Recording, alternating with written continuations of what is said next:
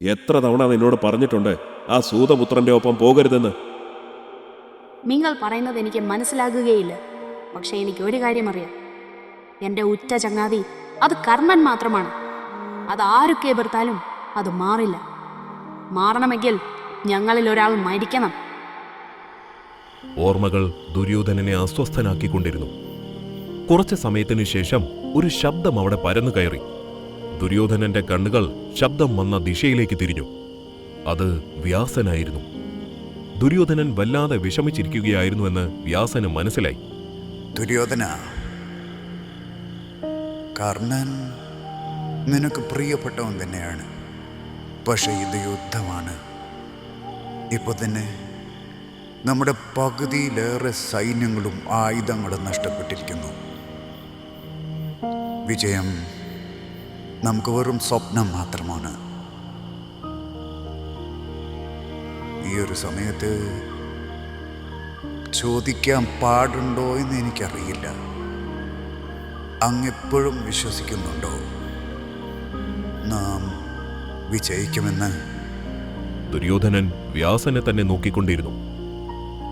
ഭീഷ്മ, ദ്രോണ, കർണൻ, ഇനി മറ്റൊന്ന് സംഭവിച്ചുകൂടാ. അതുകൊണ്ട് തന്നെ ദുര്യോധന, ഈ യുദ്ധം ഇവിടെ അവസാനിപ്പിക്കണം. കാരണം അങ്ങിനിയും ഹസ്തിനപുരത്ത് തന്നെ ഉണ്ടാകണം. ഇപ്പോൾ തന്നെ ഉചിതമായൊരു തീരുമാനമെടുത്തേ മതിയാകൂ. ചിന്തിക്കേണ്ടതില്ല. ഞാൻ സംസാരിക്കാൻ പാണ്ഡവരുമായി. എൻ്റെ വാക്ക് അവർ തള്ളിക്കളയില്ല. അവരെ എൻ്റെ സഹോദരങ്ങളായി കാണാൻ എനിക്ക് സാധിച്ചിട്ടില്ല. ചെയ്യാൻ പാടില്ലാത്ത പല കാര്യങ്ങളും ഞാൻ ചെയ്തിട്ടുണ്ട്. പക്ഷെ അതിനൊക്കെ കാരണങ്ങളുമുണ്ട്. അങ്ങ് പറഞ്ഞില്ലേ യുദ്ധം അവസാനിപ്പിക്കാമെന്ന്. പക്ഷേ അങ്ങേക്ക് അവരുടെ മനസ്സിലെ യുദ്ധം അവസാനിപ്പിക്കാൻ കഴിയുമോ? ഞാൻ അവരോട് ചെയ്ത ദ്രോഹങ്ങൾ അവസാനിപ്പിക്കാൻ കഴിയുമോ? ഞാൻ ജീവിച്ചിരിക്കുന്ന കാലം വരെ അവർ എൻ്റെ മരണം മാത്രമായിരിക്കും ആഗ്രഹിക്കുക. ഇനി അഥവാ അങ്ങ് പറയുന്നത് പോലെ യുദ്ധം അവസാനിപ്പിച്ചു എന്ന് കരുതുക. പക്ഷേ പിന്നീട് ഞാൻ എങ്ങനെ അവരുടെ മുമ്പിലൂടെ തല ഉയർത്തി നടക്കും? അതിലും ഭേദം ഈ തല പോകുന്നതല്ലേ.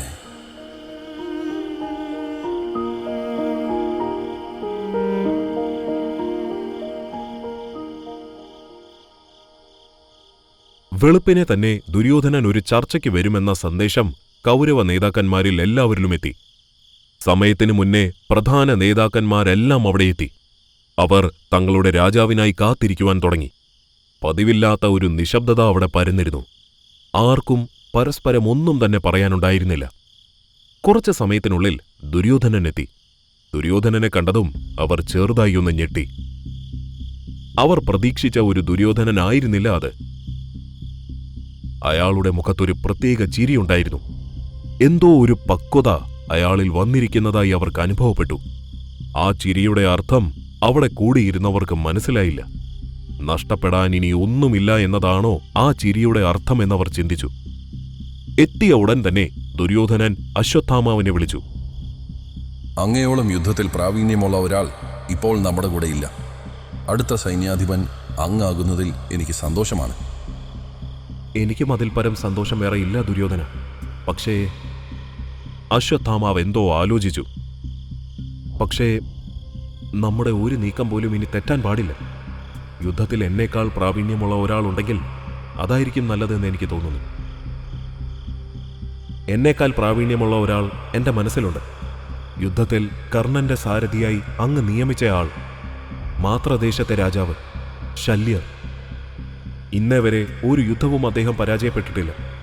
അദ്ദേഹം നമ്മെ യുദ്ധം വിജയിപ്പിക്കുമെന്ന് എൻ്റെ മനസ്സ് പറയുന്നു. പക്ഷേ അദ്ദേഹം എളുപ്പത്തിൽ സമ്മതിക്കുമെന്ന് തോന്നുന്നില്ല. അങ്ങ് നേരിട്ടൊന്ന് സംസാരിക്കേണ്ടി വരും. അങ്ങനെ ദുര്യോധനൻ ശല്യരെ ചെന്ന് കണ്ടു. തന്റെ ആവശ്യം പറഞ്ഞു. പ്രഭു, ഇന്നലെ യുദ്ധത്തിന് മുൻപ് കർണനെ ഞാൻ കണ്ടിരുന്നു. തമാശ രൂപേണ ഒരു ചോദ്യം അവൻ എന്നോട് ചോദിച്ചു. യുദ്ധത്തിൽ ഞാൻ മരണപ്പെട്ടാൽ അങ്ങെന്ത് ചെയ്യും? യുദ്ധത്തിൽ നീ മരണപ്പെടുന്നത് അസംഭവ്യമാണ് കർണ. പക്ഷേ നിന്റെ തൃപ്തിക്ക് വേണ്ടി ഞാനൊരു ഉത്തരം തരാം. അങ്ങ് മരണപ്പെട്ടാൽ അർജുനനെയും കൃഷ്ണനെയും വധിക്കുന്ന ജോലി ഞാൻ ഏറ്റെടുക്കും. ശേഷം അങ്ങയുടെ സുഹൃത്തിന് തന്നെ ഞാൻ ആ കിരീടം വെച്ചു കൊടുക്കും. കണ്ണ് നിറഞ്ഞുകൊണ്ട് ശല്യർ ഓർമ്മയിൽ നിന്നും തിരിച്ചു വന്നു. പ്രഭു, എനിക്ക് തോന്നുന്നു ആ യോദ്ധാവിന് ഞാൻ നൽകിയ വാക്ക് പാലിക്കേണ്ട സമയമായിരിക്കുന്നു. ശല്യരുടെ കണ്ണിലെ തീ ദുര്യോധനനിലേക്ക് പടർന്നു. അങ്ങനെ യുദ്ധ തയ്യാറെടുപ്പുകൾ ശല്യരാരംഭിച്ചു. താൻ ഉദ്ദേശിച്ചതിനേക്കാൾ വളരെയധികം ചെറുതായിരുന്നു കൗരവപ്പട. മാത്രവുമല്ല, വിരലിലെണ്ണാവുന്ന മഹാരഥന്മാരും. അങ്ങനെ ശല്യരൊരു തീരുമാനമെടുത്തു. ഒറ്റയ്ക്കൊറ്റയ്ക്കുള്ള യുദ്ധം ഇനി നമുക്ക് വേണ്ട. കൂട്ടമായ ആക്രമണം മാത്രമാണ് ഇനി നമ്മുടെ രീതി. അങ്ങനെ യുദ്ധം ആരംഭിച്ചു. ശല്യരുടെ പദ്ധതി വളരെ നല്ല രീതിയിൽ തന്നെ മുന്നോട്ട് പോയി. കൂട്ടമായ ആക്രമണം കൗരവർക്ക് മേൽക്കൈ നൽകി. എന്നാൽ സമയം മുൻപോട്ട് പോയപ്പോൾ ചെറിയ ഒരു മാറ്റം വന്നു. യുധിഷ്ഠിരൻ ശല്യരെ ഒറ്റയ്ക്ക് നേരിടുവാൻ തുടങ്ങി. ആ ഒരു നീക്കം ശല്യർ പ്രതീക്ഷിച്ചിരുന്നില്ല. ആദ്യം ചെറിയ ഒരു ഞെട്ടലുണ്ടായിരുന്നെങ്കിലും പിന്നീട് ശല്യർ മേൽക്കൈ നേടി. കണ്ടുനിന്ന ദുര്യോധനന് ഒരു മനസമാധാനം അനുഭവപ്പെട്ടു. ശല്യരുടെ കയ്യിൽ സൈന്യം സുരക്ഷിതമാണെന്ന് അയാൾക്ക് മനസ്സിലായി. അയാൾ മറ്റുള്ളവരുടെ കാര്യങ്ങൾ ശ്രദ്ധിക്കുവാൻ തുടങ്ങി. പക്ഷെ പെട്ടെന്നായിരുന്നു ആ ശബ്ദം യുദ്ധഭൂമിയെ വിറപ്പിച്ചത്. ഭീമന്റെ ഗദ ശല്യരെ വീഴ്ത്തിയിരിക്കുന്നു. ശല്യരുടെ ബോധം പോയിരിക്കുന്നു. കണ്ടുനിന്ന ദുര്യോധനൻ ഒന്ന് ഞെട്ടി. ഒരു നിമിഷം അയാളുടെ മനസ്സൊന്ന് ശൂന്യമായി. എന്താണിപ്പോൾ ചെയ്യേണ്ടതെന്ന് അയാൾക്ക് മനസ്സിലായില്ല. കുറച്ച് സമയത്തിനുള്ളിൽ ശല്യർക്ക് ബോധം തിരിച്ചു കിട്ടി. തിരിച്ചു വന്നപ്പോൾ ഒരു വല്ലാത്ത ക്രോധം അയാളിൽ വന്നു. പിന്നീട് അവർ കണ്ടത് മറ്റൊരു ശല്യരെയായിരുന്നു. സംഹാരമൂർത്തിയായ ശല്യർ. പാണ്ഡവ സൈന്യത്തെ അയാൾ ഒറ്റയ്ക്ക് ആക്രമിക്കുവാൻ ആരംഭിച്ചു. അയാളുടെ ആ ഊർജം ബാക്കി കൗരവപ്പടയിലേക്കും വ്യാപിച്ചു. കൗരവപ്പട നിമിഷ നേരം കൊണ്ട് അതിശക്തമായി മാറി. എന്നാൽ പാണ്ഡവരെ ആ കാഴ്ച ഭയപ്പെടുത്തി. എന്ത് ചെയ്യണമെന്നറിയാതെ യുധിഷ്ഠിരൻ നിന്നു. ഇതുവരെ നേടിയത് ശല്യർ കാരണം നഷ്ടപ്പെടാൻ ഞാൻ അനുവദിക്കില്ല. പാണ്ഡവ സഹോദരന്മാരുടെ നോട്ടം യുധിഷ്ഠിരനിലേക്ക് മാറി.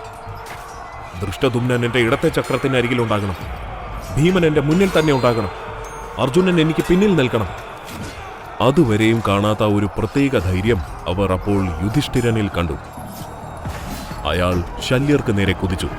നിമിഷങ്ങൾക്കുള്ളിൽ തന്നെ ശല്യരെ യുധിഷ്ഠിരൻ വധിച്ചു. എന്നാൽ ഇത്തവണ ദുര്യോധനൻ മാത്രമായിരുന്നില്ല ഭയന്നത്. കൗരവ സൈന്യം മുഴുവനും ആ കാഴ്ച കണ്ട് ഭയന്നു. അവരുടെ അവസാന പ്രതീക്ഷയായിരുന്നു ശല്യർ. ഉള്ളിൽ പരിഭ്രാന്തി എല്ലാവരിലും ഉണർന്നു. എങ്ങനെയെങ്കിലും യുദ്ധം അവസാനിക്കാൻ അവർ പ്രാർത്ഥിച്ചു. അവരുടെ ആ ഭയം പാണ്ഡവ സൈന്യത്തിന് നല്ലതുപോലെ ഗുണം ചെയ്തു. ദുര്യോധനൻ ചുറ്റും നോക്കി. കൺമുന്നിൽ തന്റെ സൈന്യം മരിച്ചു വീഴുന്നത് ദുര്യോധനൻ നിസ്സഹായതയോടെ അറിഞ്ഞു. പരാജയം അയാളുടെ കണ്ണിൽ കണ്ടു. എന്തോ ഒരു വേദന അയാളിൽ ഉണർന്നു. എന്തോ ഒരു കുറ്റബോധം അയാളിൽ ഉണർന്നു. എന്തിനായിരുന്നു ഇതെല്ലാം? താൻ കാരണം എത്ര പേരുടെ ജീവനാണിപ്പോൾ നഷ്ടപ്പെട്ടിരിക്കുന്നത്? ഇതുകൊണ്ടൊക്കെ എന്താണ് ഞാൻ നേടിയത്? പെട്ടെന്നാണ് ആ ശബ്ദം അയാളെ ഉണർത്തിയത്. അമ്മാവനായ ശകുനി കൊല്ലപ്പെട്ടിരിക്കുന്നു.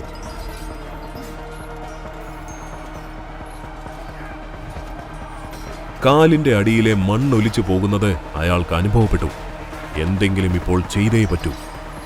അയാൾ ആലോചിക്കുവാൻ ശ്രമിച്ചു. പക്ഷേ അയാൾക്കതിന് കഴിയുന്നുണ്ടായിരുന്നില്ല. അയാളുടെ മനസ്സൊരു ചുഴലിക്കാറ്റിൽപ്പെട്ട അവസ്ഥയിലെത്തിയിരിക്കുന്നു. അയാളുടെ ബോധം പോകുന്നത് പോലെ അയാൾക്ക് തോന്നി. ഒരു വഴിയുമില്ലാതെ ദുര്യോധനൻ അത് ചെയ്തു.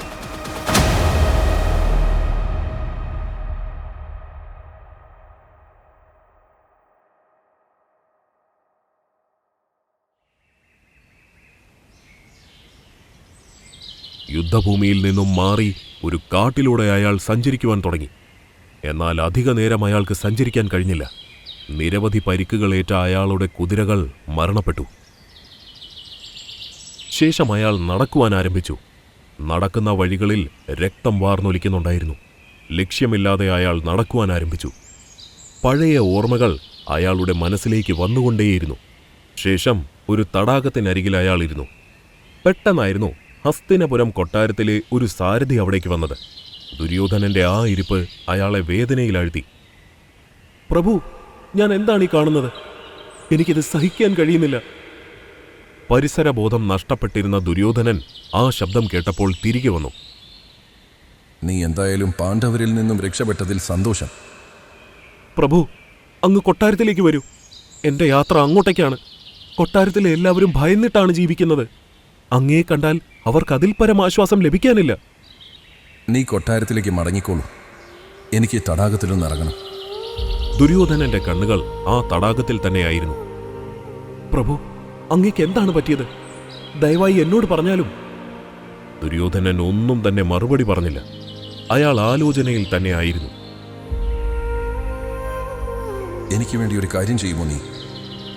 പ്രഭു, ഞാൻ എന്താണ് ചെയ്യേണ്ടത്? പറയൂ. ദുര്യോധനൻ അയാളെ നോക്കി. ഞാൻ കാരണം ഒരു സ്ത്രീ ഒരുപാട് കരഞ്ഞിട്ടുണ്ട്. ഒരുപാട് തവണ ഞാൻ അവരുടെ വാക്കുകൾ കേൾക്കാതെ ഇരുന്നിട്ടുണ്ട്. അവർ വിചാരിച്ചതുപോലെയുള്ള ഒരു മകനാകാൻ എനിക്ക് കഴിഞ്ഞില്ല. പക്ഷേ ദുര്യോധനൻ അവരെ സ്നേഹിച്ചിരുന്നു എന്ന് നീ പറയണം. ദുര്യോധനനെ നോക്കി സാരഥി പൊട്ടിക്കരഞ്ഞു. ശേഷം അയാൾ യാത്രയായി. ദുര്യോധനൻ തടാകത്തിലിറങ്ങി. അയാളുടെ രക്തം തടാകത്തിലാകെ വ്യാപിച്ചു. മണിക്കൂറുകളോളം അയാൾ തടാകത്തിലിരുന്നു. പെട്ടെന്നായിരുന്നു ഒരു ശബ്ദം അയാൾ കേട്ടത്. ദുര്യോധനൻ പ്രതീക്ഷിച്ചിരുന്ന ആളുകൾ തന്നെയായിരുന്നു അത്.